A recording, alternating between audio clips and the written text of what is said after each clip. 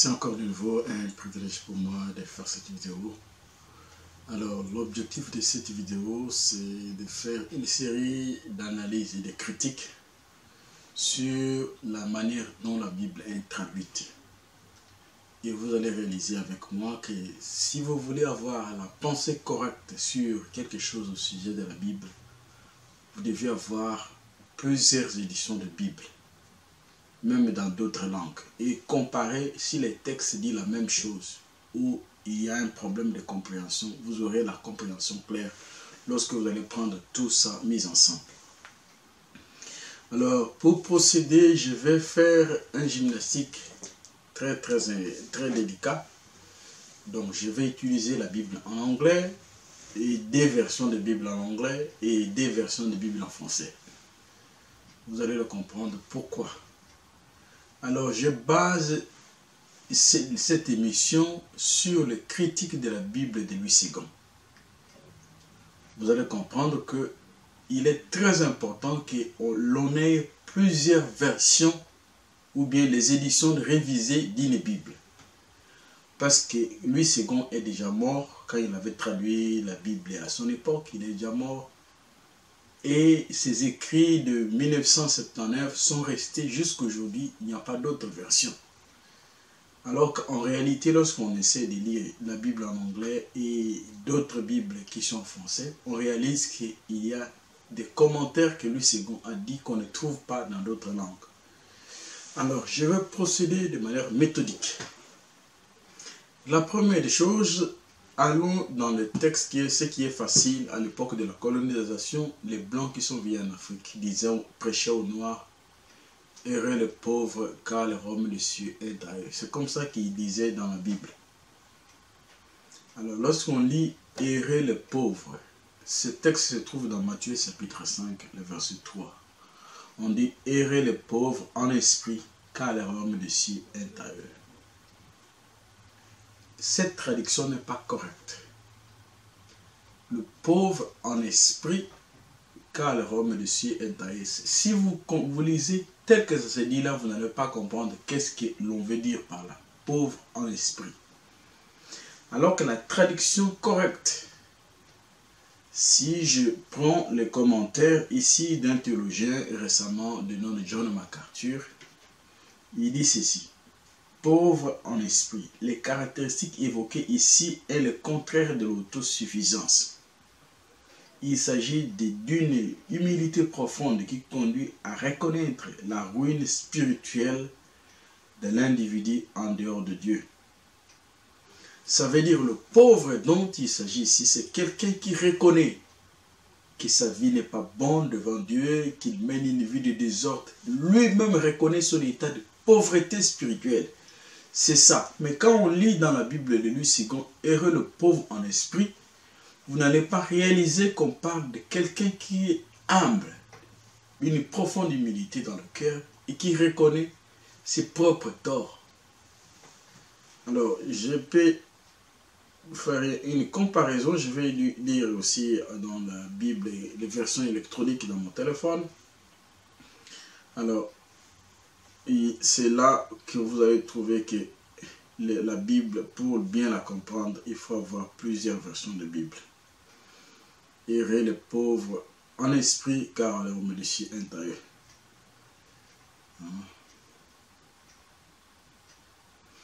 Écoutez ce qui est dit dans la version anglaise de la Bible New Living Translation, le NLT Bible.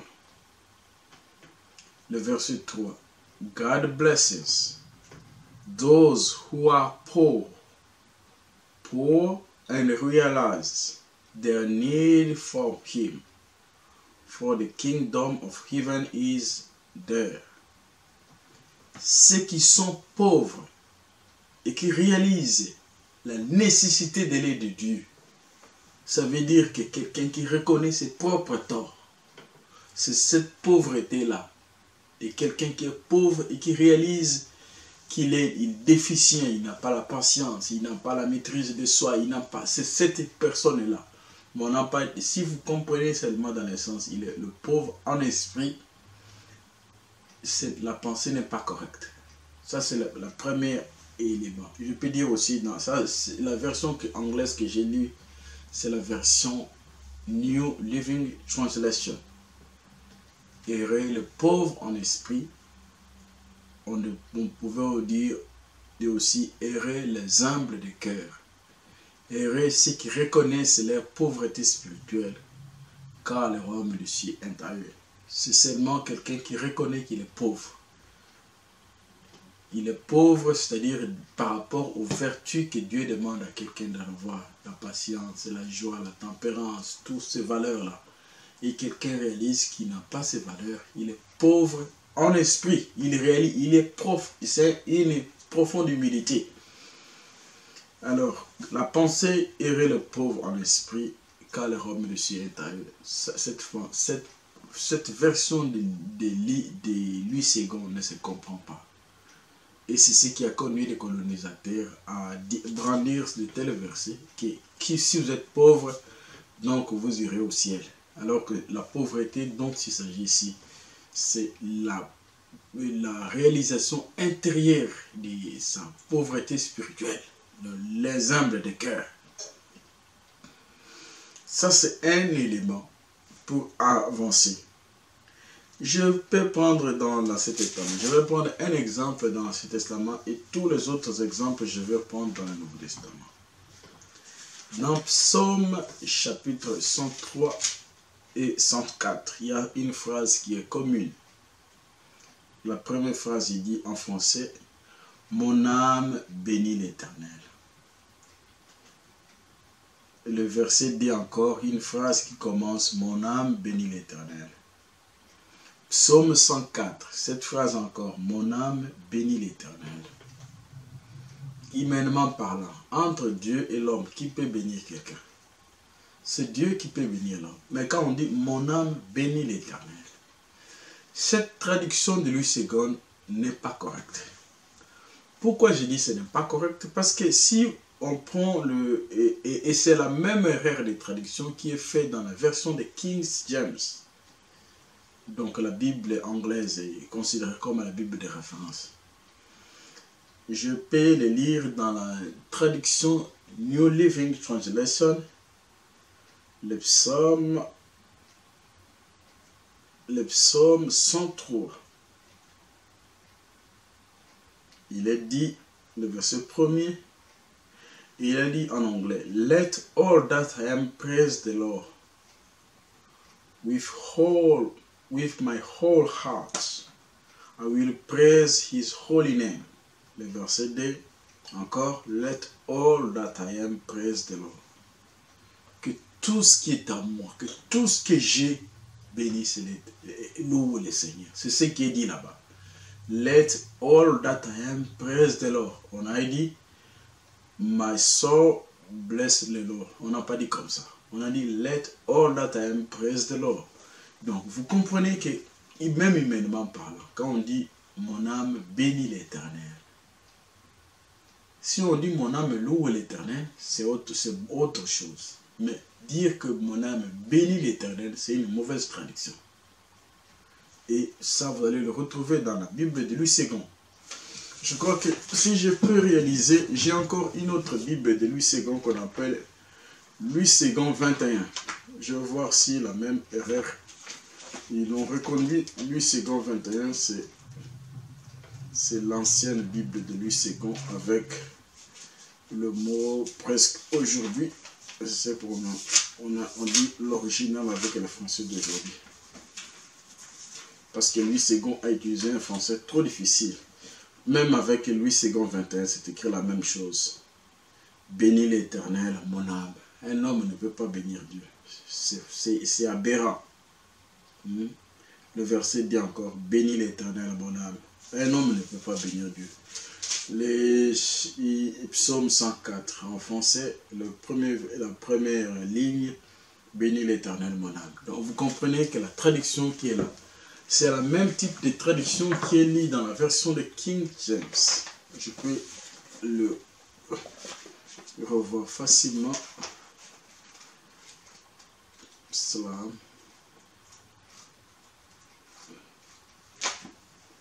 Psaume 103. La première fois, et la version de King James, il est dit la première phrase, Bless the Lord, oh my soul. Donc c'est la même chose dans le verset de Bless the Lord, oh my soul. Et même dans Psaume 104 en anglais, Bless the Lord, oh my soul. Donc un homme ne peut pas bénir Dieu. On comprend que c'est une mauvaise traduction. Et la bonne traduction serait ce qui est dit dans la version anglaise ici, la version New Living Translation, Let all that I am praise the Lord. Lorsque tout ce qui est à moi, tout ce que je suis, bénisse l'Éternel. C'est ça là. Louez l'Éternel. Un homme ne peut pas bénir Dieu. Ça c'est un deuxième cas. Vous pouvez réaliser que la pensée qui est traduite, soit que leur français ou leur anglais était très élevé, qu'ils avaient des compréhensions un peu très difficiles. Et aujourd'hui, c'est comme la Bible de la version de King James. L'anglais qui est parlé partout dans le monde, ce n'est pas l'anglais qu'on trouve là dans cette version de Bible. Et bien, la Bible a été écrite et traduite par ce monsieur-là à son époque. Alors, ça nécessite aujourd'hui que les gens réfléchissent sur les mots, les erreurs qui ont été commises dans la traduction pour les arranger. C'est tout à fait normal. Cela ne veut pas dire que la Bible n'est pas un livre de vérité. Alors, je vais donner un autre exemple où la Bible de Louis II est mal traduite. Allons dans le livre d'Éphésiens, dans le Nouveau Testament. Allons-y d'abord, Éphésiens chapitre 5. Vous allez voir que quand on lit la Bible, on a seulement une seule Bible. On peut se tromper facilement de comprendre alors que les choses ne sont pas écrites de cette manière-là. Éphésiens chapitre 5, le verset 18. Il est dit en français, dans la version de Louis II, ne vous enivrez pas de vin, c'est de la débauche. Ces versets ne se trouvent pas comme ça dans toutes les Bibles en anglais. Ne vous enivrez pas de vin, c'est de la débauche. Dans la version de Louis II 21, ce verset est écrit comme ça. Ne vous enivrez pas de vin, cela conduit à la débauche. Dans aucune Bible en anglais, ce verset c'est écrit comme ça. Je vais le lire pour que vous voyez que ce que je dis là est vrai. Et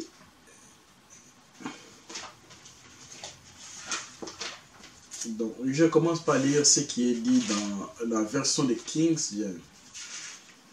Parce que c'est la Bible, la première version de, en quelque sorte, des Bibles en anglais. Donc, les versions, écoutez, vous n'allez jamais entendre parler que ne vous enivrez pas de vin, c'est de la débauche. Vous n'allez pas écouter dans toutes les Bibles en anglais les mots débauche dans la traduction. Écoutez, je vais les lire, le verset 18. Dans la version de King James, il est dit, and be not drunk with wine, in which is excess, but be filled with the Spirit. Si je traduis littéralement après ma compréhension, il dit, ne vous enivrez pas de vin, mais au contraire, soyez remplis de l'esprit. Le mot débauche ne se trouve pas dans ce verset. Ça, c'est dans la version de King James. J'ai là ici la Bible Scofield de King James, avec la traduction de King James. Je peux le lire dans la traduction que j'ai sur mon téléphone, la version New Living Translation. Donc, je prends le texte, c'est Galatians 5, 18. Il est dit ici, écoutez, don't be drunk with wine, because that will ruin your life. Instead, be filled with the Holy Spirit. Ici, on dit, ne vous enivrez pas de vin parce que cela va détruire votre vie. Au contraire, soyez remplis de l'Esprit. Vous ne dans toutes, j'ai vérifié ça, je ne peux pas acheter les versions de Bible en anglais, mais je peux les vérifier sur Internet. Dans aucune des versions de Bible en anglais, le mot adultère se trouve écrit.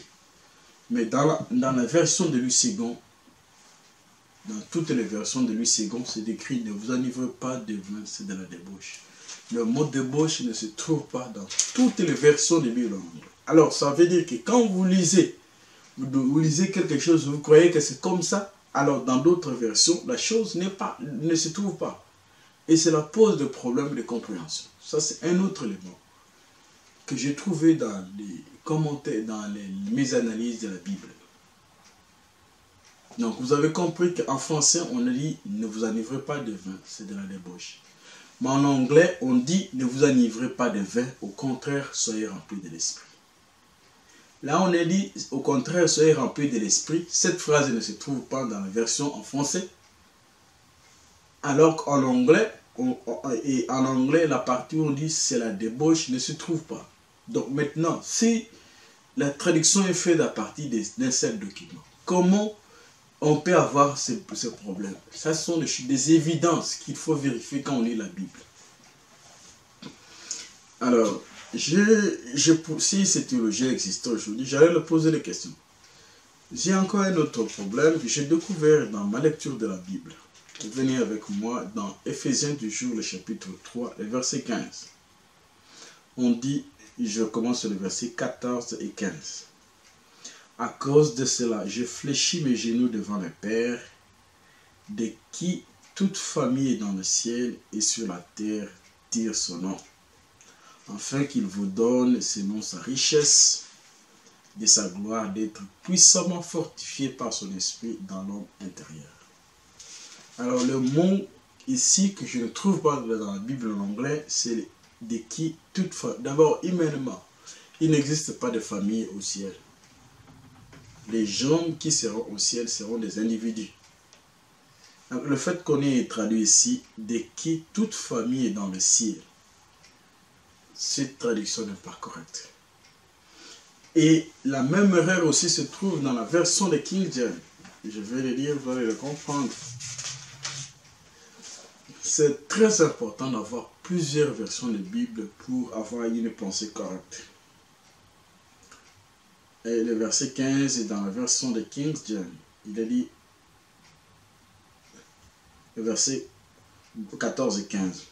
For this cause, I blow my knee into the fathers of the Lord Jesus Christ, of whom the whole family in heaven and earth is named. Donc vous avez compris que même dans la version de King James, on a parlé encore de famille au ciel et sur la terre. Ce n'est pas correct. Il n'existe pas de famille au ciel.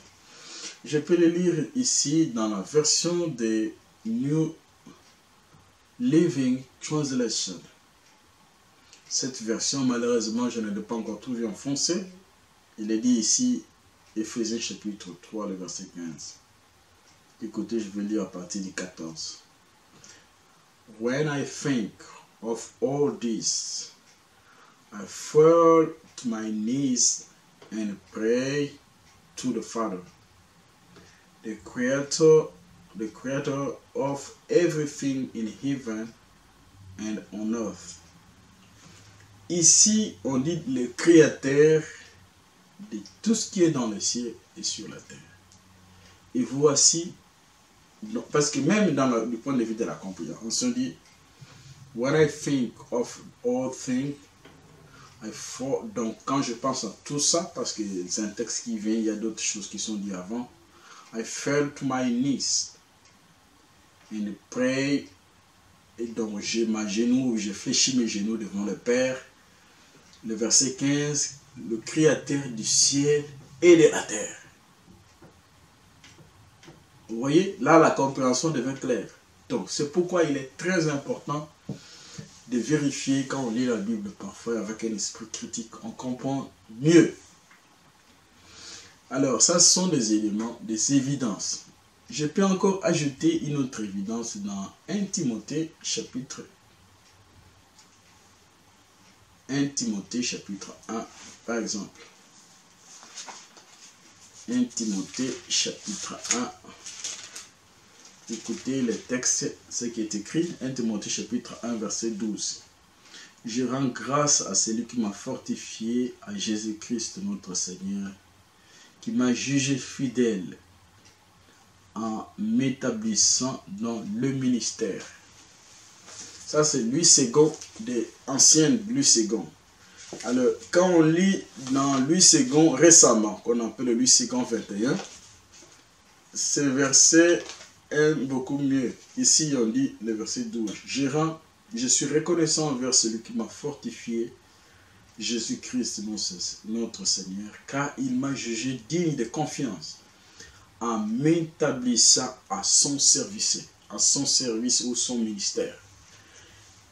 M'établir dans le ministère et m'établir dans son ministère, c'est deux choses différentes. Ça veut dire m'établir dans son ministère. Ça veut dire que quelqu'un travaillait, il a laissé le travail. Maintenant, il te dit, viens travailler, continuer le travail que j'ai fait. M'établir dans le ministère, ça veut dire, on te met, moi je travaille ici, je te donne une autre place, là, à travailler. Nous travaillons ensemble. Il y a une grande différence. Ça, c'est du point de vue de la compréhension. Et tous ces éléments prouvent noir sur blanc que la traduction de la Bible, pour mieux la comprendre, vous devez avoir plusieurs Bibles avec vous.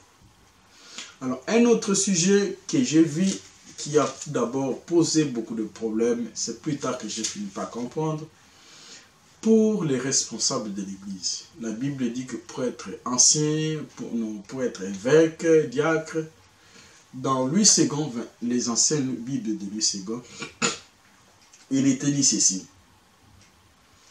Le verset 1 Timothée chapitre 3, le verset 2. Il faut que l'évêque soit irréprochable, mari d'une seule femme. Je saute. Le mot diacre, le verset 8. Les diacres doivent être aussi, ainsi de suite. Le verset 12. Les diacres doivent être mari d'une seule femme. Alors, ça c'est dans Louis II des années 79. Mari d'une seule femme. Mari d'une seule femme. Mari d'une seule femme. Je peux lire, c'est exactement la même chose qui est écrit dans le texte anglais de la version de King James. On dit let the deacon be husband of one wife. C'est la même chose. Le verset dit a bishop then must be blameless, the husband of one wife. Donc le monsieur doit être irréprochable, mari d'une seule femme. Lorsqu'on dit mari d'une seule femme, on pense à l'état civil. Alors que les enseignements de l'histoire prouvent que à l'époque de la civilisation romaine, où la Bible était encore en train d'être écrite en activité, aucun polygame n'était membre d'une église. Aucun polygame, même pas n'avait le droit de diriger une église. Alors ça donne l'impression comme si c'est l'état civil qui a demandé là-bas. Si quelqu'un veut être évêque, on va demander est-ce qu'il est marié. Bon, s'il est marié, donc on lui met là-bas. Ce n'est pas comme ça. Écoutez la pensée qui est dit dans le livre de 1 Timothée, dans la version de Louis II 21, ce qui est dit. Il est dit que les responsables ou bien évêques doivent être irréprochables, fidèles à sa femme. Au lieu d'écrire, au lieu d'écrire mari d'une seule femme, la pensée devient fidèle à sa femme. De même, le diacre doit être fidèle à sa femme. Et dans la version aussi de la Bible que j'ai ici, qu'on appelle New Living Translation, Donc le verset 12. Donc 1 Timothée chapitre 3, le verset 12. A deacon must be faithful to his wife. Il doit être fidèle à sa femme. Alors, de toute façon, l'idée, parce que quelqu'un peut être pasteur et être célibataire. Quelqu'un peut être un ancien et être célibataire. La preuve est que Paul lui-même, qui était ancien, n'était pas marié.